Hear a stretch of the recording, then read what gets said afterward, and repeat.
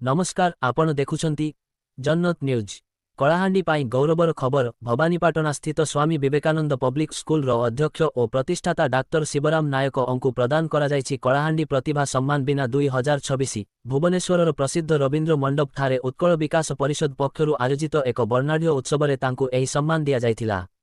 विभिन्न सामाजिक उन्नतिमूलक सचेतनता कार्यक्रम, शिक्षामूलक प्रयास एवं देशर अनुन्नत अंचल में उन्नतमानर शिक्षा व्यवस्था गढ़ी तोड़िबारे तांको असाधारण अवदान पाई एही सम्मान प्रदान करा जायछि। कार्यक्रम में उत्कल विकास परिषदर महासचिव अनिल कुमार दलाई सभा परिचालना करथिले। परिषदर अध्यक्ष नटवर खुंटिया अध्यक्षता करिथिबा बेले ऋषि गुमान सिंह धन्यवाद अर्पण करथिले।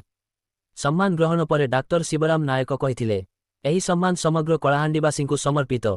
डाक्टर नायकंको एही सफलता पाई समग्र कलाहांडी रे खुशीर लहरी देखिबाकू मिलिछि। एभली नुआ नुआ खबर पाई लाइक, शेयर और सब्सक्राइब करंतु जन्नत न्यूज।